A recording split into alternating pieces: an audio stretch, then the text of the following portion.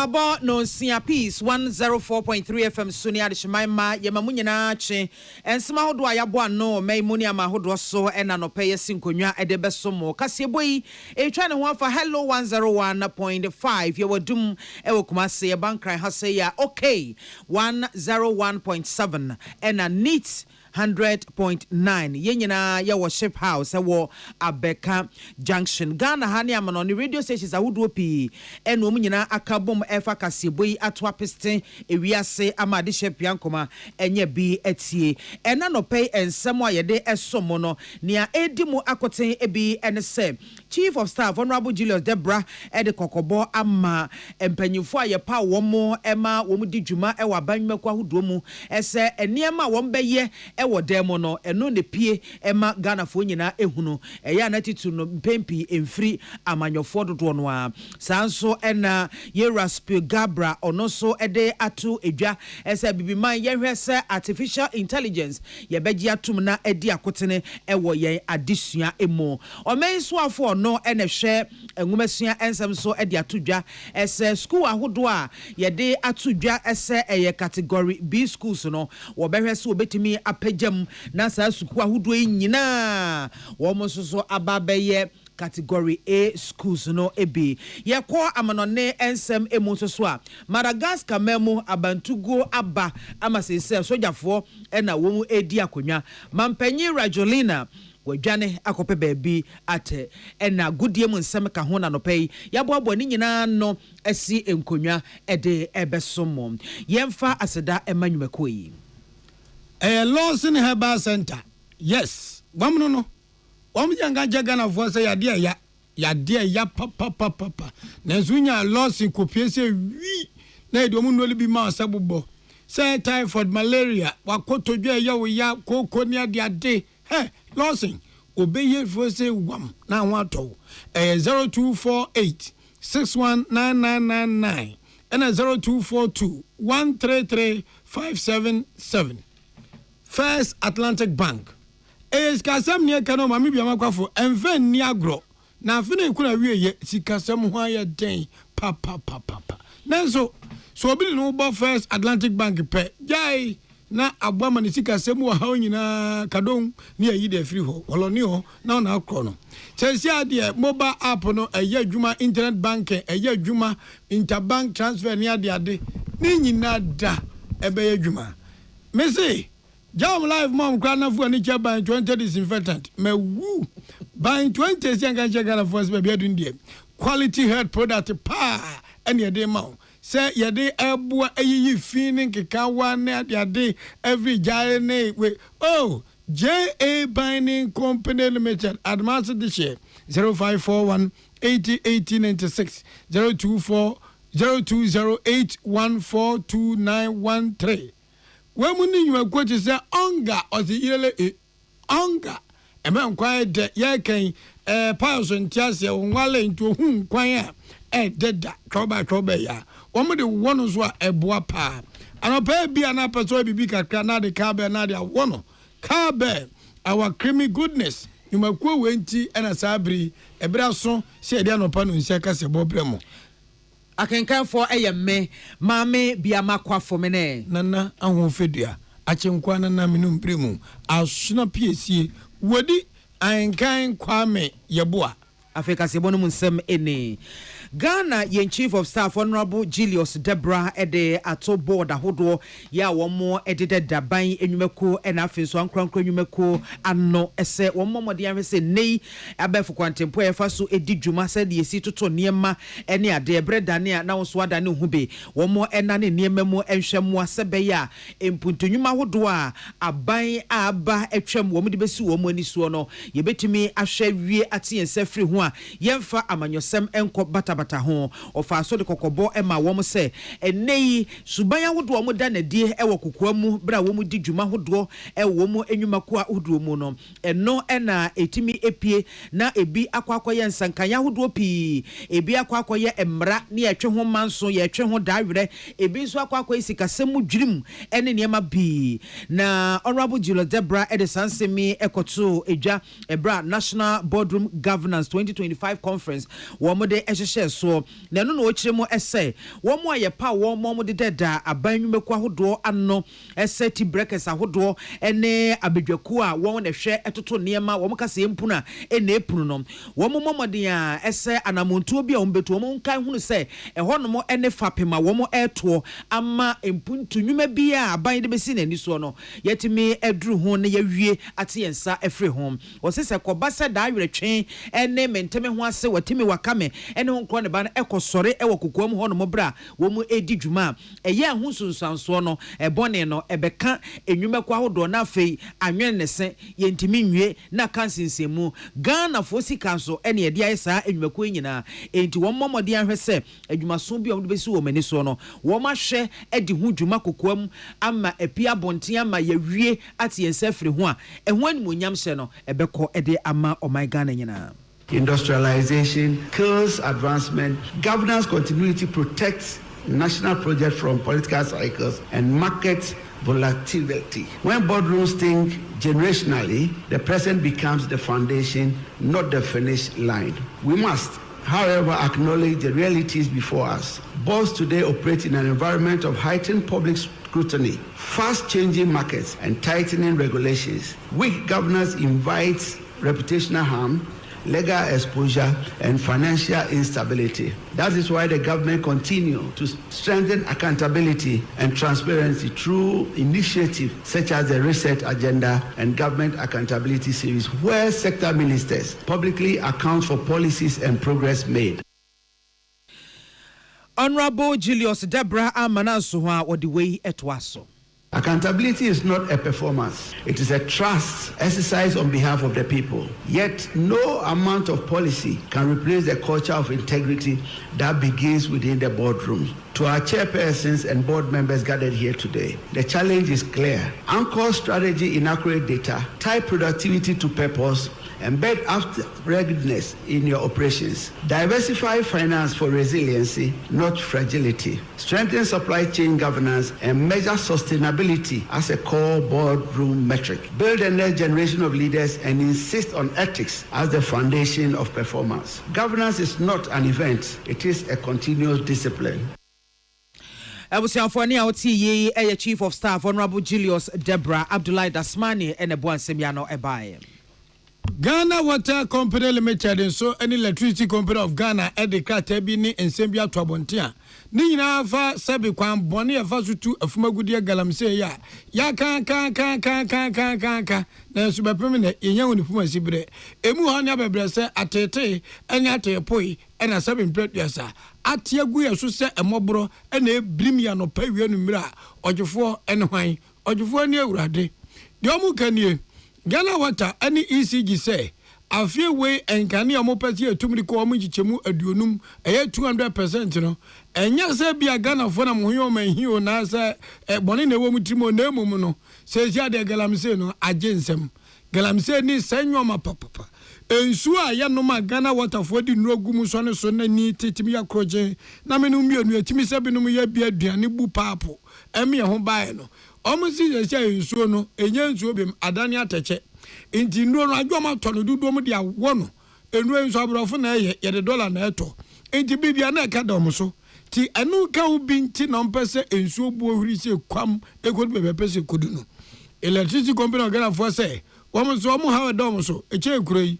enkane no ho ma tatata kase nam kwayem nam kwa ebrentu mu no galamse fu adu mo ma hini sima ayi no excavator atin ho ya dan was me pe godu send you pon ne si kwayem ho ahoma na nam yo ba yiram ma buagu fom ombugu fom sa bebe atbete fun dum na adundum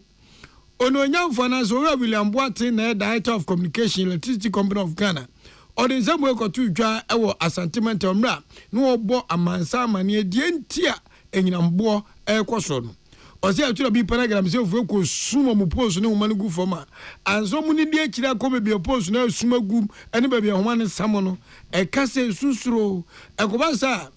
power mpo ma to dia fra greek ho anko mbe che ne anya bi no enso ne namfo mo sa na asa na adane ka eso amanfa so tinikura nie womu si ni pay aka che Ghana fo ni wiase nya se de galamse ne yen awoye mamu ha no si ya hweye a eke de bebre no eche wotwe nwunwin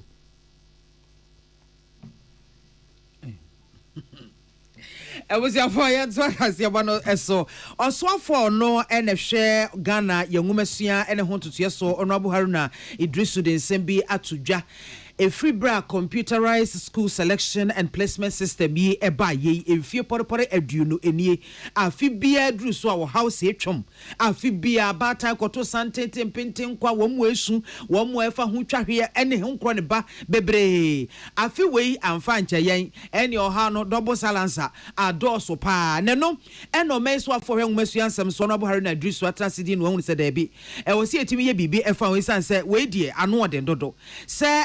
adia nwanwa so sei aba eboama esabio adesuafo a womo awie BC sohwe na womo ekonto aso suku yetimi apɛ kwan sonko sei ya yede womo efa sabe ya yebetimi de obia ato school mu na wanya kwan no no so ato ana nwasua so no da biara da ohawum da bia fibia ohawum etidie na wose etimi eye na no no hwe petetakram di no hunu se da bi enipa dodo no a womo great a womo nya no ekosoro na eso ani ya nko mu nya ya suku a nchichemu ahodo o machichechemu category A category B category C ene ne ekeka ho no wo mutimi hunu se suku e category A no esuadododo nanso adesuafo a wo mo emodembo no ekosoro no adoso abroso edise ne ebe ya ebetimi aboa no wo mo edisa nchichemu no ebe peja category B schools no mu na ababe category A schools no emu amasabe ka ho netimi adoso se ne ebe ya wo mo kyerosore ni wie na dodo no a emodembo no ekosoro a wo mo so atimi enya category A schools ni bi akọ ne senti a free afe 2026 econom wo mo de hihye yahodo eba ya wo mo bepeja sa category B schools ni nyina mu na no so abeka category A schools no eho na we no ebehia sikasemu moa ne senti no wone mampanyi afa ho adwene ya wo hwe se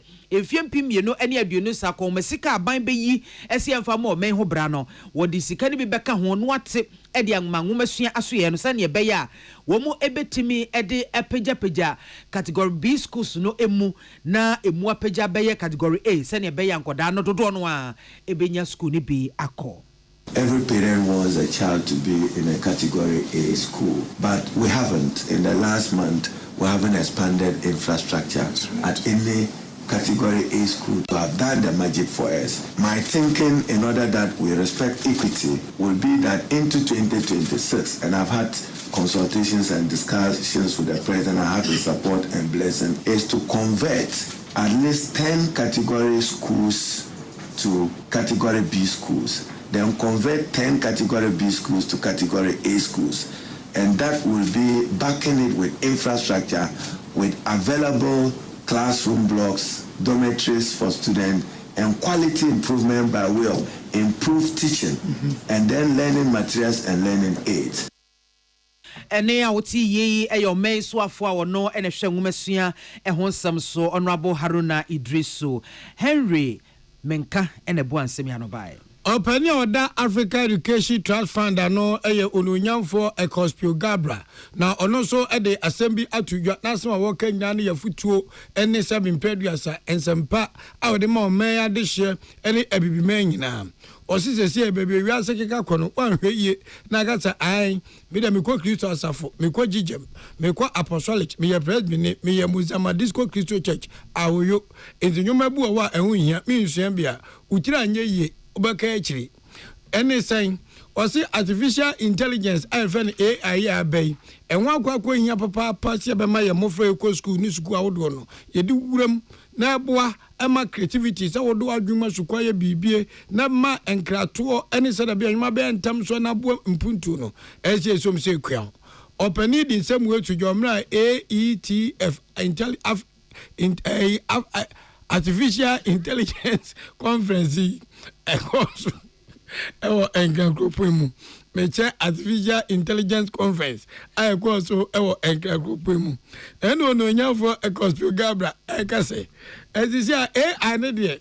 bibiman ebe kosoro na de ebe ha ne se twetwe ho de ya via wonhyema anwe amwa na se da bibiman mabunu nso omani dalo munya bi ombe no ewo se di wura ehomasuam otokoso ka se obi ka se 7 preduce ehomasuam so nya ne liba ko nim de woka na momo no AI no ehia akade bi saa akadeɛ no nso ɛna ɛsɛ aban so agye atu so ɔbɛboa na saa akadeɛ no aba bɛka yɛn nsa nya ka yɛn nsa deɛ a na nyɔma so atumi akɔ so yi ɔdade sɛdeɛ to sɛ AI no nso yɛsua a yɛmfa nya nyɔma pa sɛ biankasɛ mfe nkɔdi nsɛmɔne yɛmfa nsa nyɔma na mmom no mpuntuo ne nimdeɛ bi ɛwom no yɛsom sɛ kua pɛ ne yɛde asom ama Ghana ɛno nso yɛntie sɛ ɔnonyamfoɔ Kospio Gabra ɔde to dwa.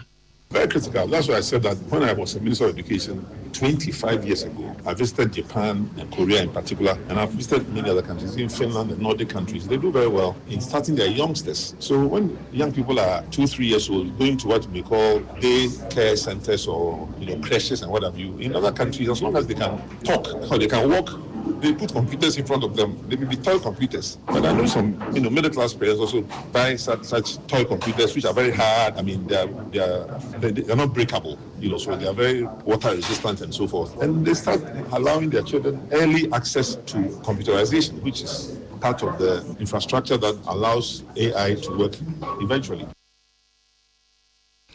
Osa to asubiem editu dwa se nukuri nyamye no minie ononyamfo Kospio Gabra asem na meka no osi AI no any social media no sesia no nukuri nyamye no wose yebomodi sinkola ne kwan wose de ebimu edi social media no edin se hu ewoye mamu na enya de pa social media na ade bia enka eba se eba beboa na enso kamia yese social media bi didi nsemone na AI ni social media no sonso akakra wom inti yanhwese yemmo yensin kola no kwan so mu be use AI no ne mo nkola mu di social media dinse hu de abata ne ahwefo ene atichafo ye wasudie sie besin kola no kwan hu.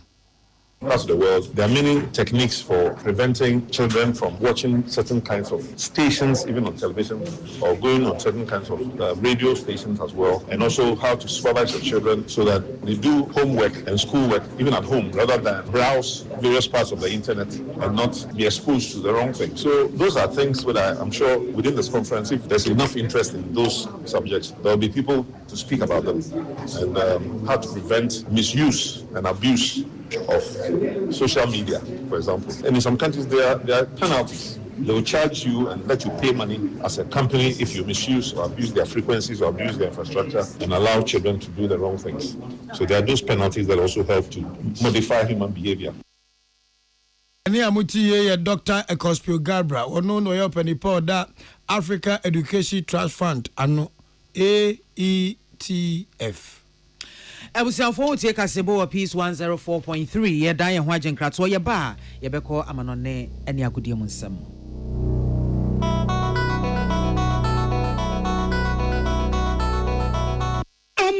The Amoka Freddy's Corner Home Appliances or the Abba Freddy's Corner Home Appliances Center. Home appliances are a ye papabia, a biwo Brandsbane, Media, Samsung, Kaiware, TCL, TV, air conditioner, freezers, fridges, water dispensers, and Nidia Kekeka home. Niaubenya good warranty dear. Ko Freddy's Corner Home Appliances Okokomemle. CCTV a Boama monitor of properties, any business at anywhere in the world. CCTV a Nidaho, a detector, clear pictures, Wi-Fi connector. Ultimate connector my phone. Now monitor baby a wo wiasibia. Freddy's Corner Home Appliances Abeka Freddy's Corner a Joshua Hodwa or ton phones and a home accessories no. Fresh 0544 959195 and 02079373323 and now so Brako Komemle City Light in Chehwa. Na ya can discount any achadia. Ubetiasie. Freddy's Corner. Home of authentic home appliances, phones, and its accessories.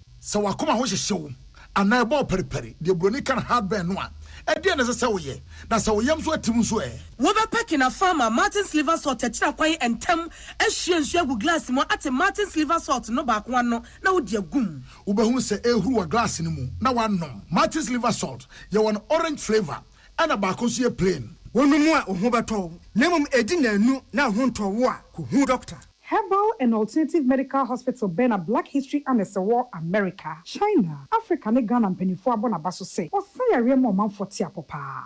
Amin Scientific Hospital. I had a sabia, or one Fidian was so, ya would that's so, and Fidian Chiro Yadi, Nanua Sanso Sao Yadi. Amin, expert or Quan Croyaria, one run when nam. na wa doctor for ne nurse for so what ma Amin Scientific at the Herba, Homeopathy, Naturopathy, and Reflexology nyina. Esayade. Sa wona wo pe. Ana yare ne te same pa. Nyame adumunti. Yare expert. Amen Scientific ebeboa ma inshallah wo ho to. Na wo so dia dance se de Ghana for ne abrochirefo bi dia dance no. Accra, Amin Scientific ewo dome, Obersnet Flats, and Alashibinso, our Klagon, Eben Shaman Road, Underbridge Ope. Our Krabata P. Fre, non sure dear Ben 0245 275254. Ana 020 722 9505. Amen Scientific Herbal and Alternative Medical Hospital. Allow Shafi, Nyamene Yaresafo. Tune it in, turn it up, Peace FM, and rip off the knob.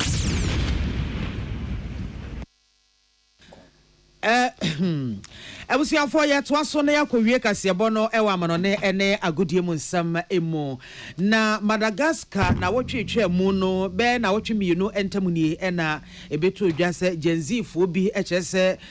mampanyi Rajolina ɛkwan a wofa so ebu oman no Andre Rajolina ekwan ofa so ebu man no enkoyie enti yes agency fo ye mabunu nko a enom yes wo mbete atwea e wo sa supo yi so eni agimio abanye ye bibio eni abriko na eni ye kɔ ne ye ba no wo kɔ no wo ba afi wo mususu jadigu abanye so mampanye ne ho hyehye no enkofo ya na wotwe mienu pentem no mampanye abu na ketem wadwane afiro man no mu akɔpɛ ba bia bɔ no ho adwa ama sesei eye asra domo ewo omaino emu womo chief captain chief colonel Michael Randrianirina ono na sesei wababeje omaino atena so se sireni ya wo magye aban no atena so kyese wo mo ne ebebu omaino na wo kyese anwumaku ahodo ya aban no atete wo omaino amambra atete bi te se electoral commission wo mo atweno asense mu se ontwen ansa ma ompe ba bi ntina kora na wo mani abre ehwe atoto nema na genzi atuate domi wo mo ede wo mo be hye amamuonum anasa aban num esanse na wo mo anamuntuo so eni deda wo mo eye se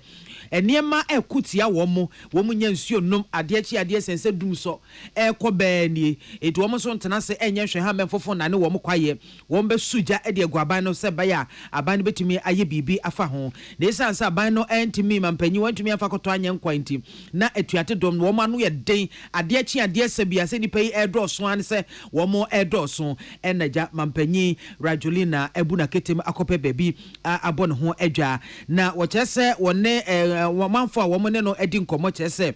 baby owo no ɛhɔ ye pa enti wonya baby akwakote din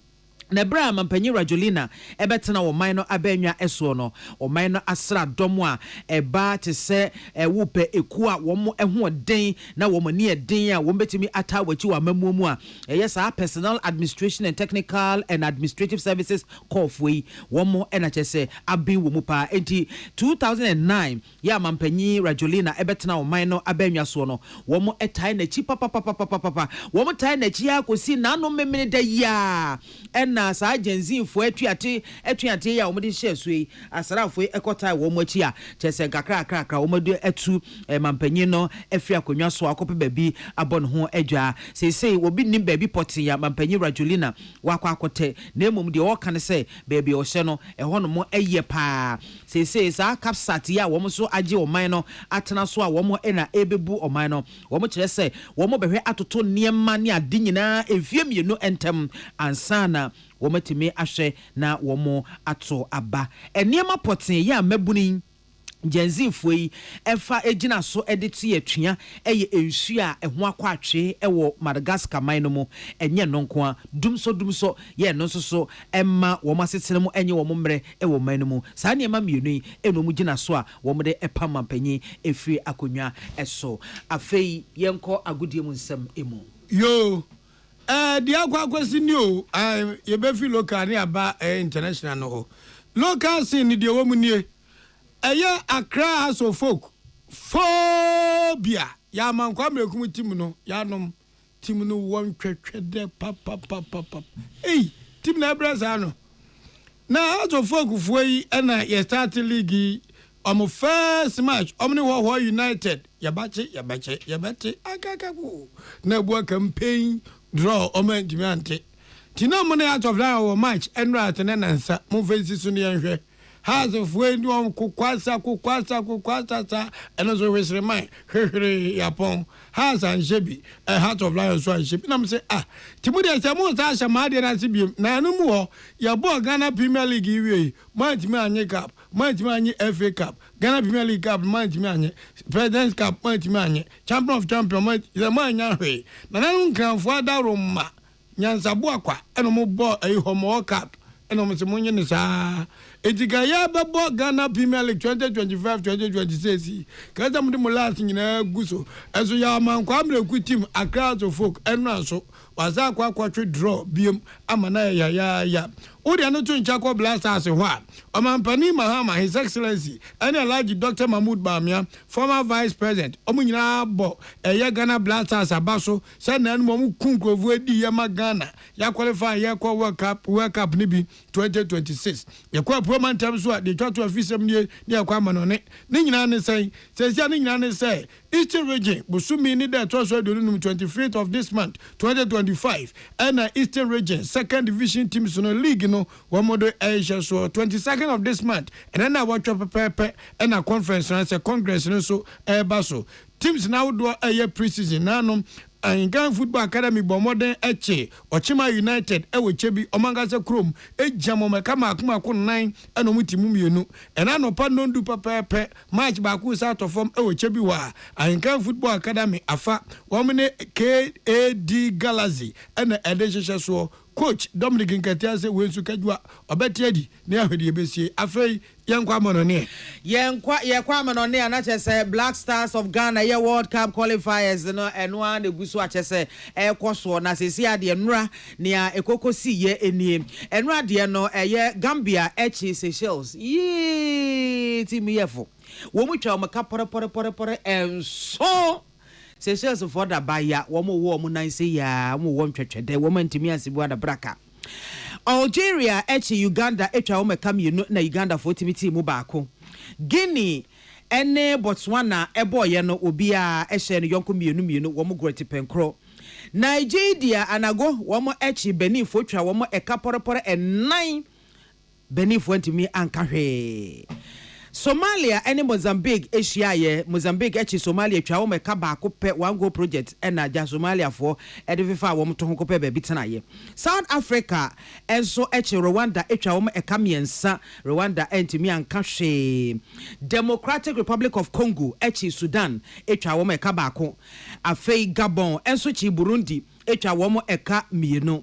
Ivory Coast etra Kenya eka pore miensa Kenya fo aso mo kokodai wo mantimi anyahwe wo na tintin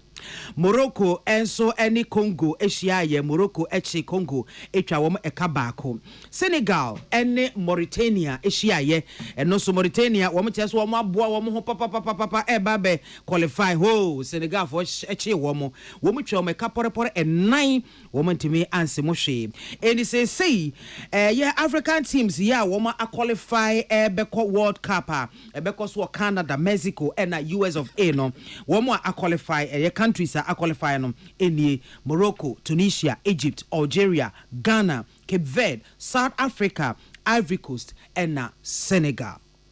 I was your focus abono SC. I can come for no pay what yenka me mame biama kwa for mene. Nana anwo fedia achenkwana na menu bremu asuna piesie nana wodi Ankai Kwame Yabowa.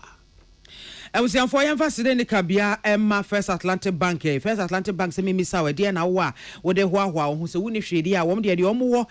digital bank of the year. Yabo mo abaso nya baako emprenusu mo back to back. Etu wom de hwa omo ho pa no se me nka nche wano pay. Ese o pese ofa be for kwan so etotu sika sema bibia koyie e wo sika semo de ema wo dia. Bank ya obetimi de wontoma akobo adno First Atlantic Bank, refreshingly different ene na bod name. Buying stain remover any buying 20 disinfectant JA Buying Company Limited edia bedwa so enei ama ye offices ye restaurants ye hotels mu ye shops mu ati say wan onte kankan murwane ehwa basabasa bia uwura shop mu uwura restaurant bia oh and can what to a hormone a refreshing papa bind stain remover and can why anaka tiles so terrazzo floors so any home crony bar Emma baby I what here enya kono na ancient crano bind stain remover ebe yini na e de free hormone amount sanso ena bind 20 disinfectant and so emwa wan kitinkiti omisation to krum ne kona ya wo mu edi enya nyarewa hodo wo so de mayen eno so bind 20 disinfectant etu wo nyina ase amayen ama bibia koye nti abusua woni JA Bind Company Limited eni nkita hoin e wo 0208142913 and a 0541808096 Yamvita infant cereal with milk. I say the motofuano. Womo base tokum kama. A motofuana why exclusive breastfeeding ama womo area. 6 months later, Obabe introduce Ediana pa ediama mono. May come for Yamvita infant cereal with milk at the amount. As about ye say infant cereal Yamvita e be any ufia minuya what to pay to you papa. As our ban he unyini fet nitrimia horodo ne nimhwahwahwahwa ne foi se do kose aba obatan to Yamvita infant cereal with milk if ama oba na what the ma oba no a hwe nutrients ahodo wo mu no eburu dunsia friends zinc wom iron wom calcium wom sanuane no nyinara eboa esiesie mofra no ema wom apomden wom no mpemu ye den edi ancha udensi fom a kaw no no nam ya wokọ ne baabie na obata won so ho atimi ahan wo etikotobi ye wo flavors ahodo miensa rice de wo ho maize de wo ho ena wheat de wo ho de wo ba no pe ena to efa emma no onga yilele ai we emaduane eye de papa onga uye aduane na onga nimu a ete se wasa kapma na wanwem cowbell nie cowbell milk cowbell our milk bomodin ese ubetobi na ode afra nnuane vitamins ahodo bebre ene wom ene minerals proteins susu ewomu a ebeboa ama waduane no aye creamy akono de kama na hoden susu abem nyumakoya daroma yeah this way chocolate drink a title and womutai echi ema yede kasebui ebesomo yadamu nyina ase ama momo enity. Welcome to Wednesday morning. Welcome to Wednesday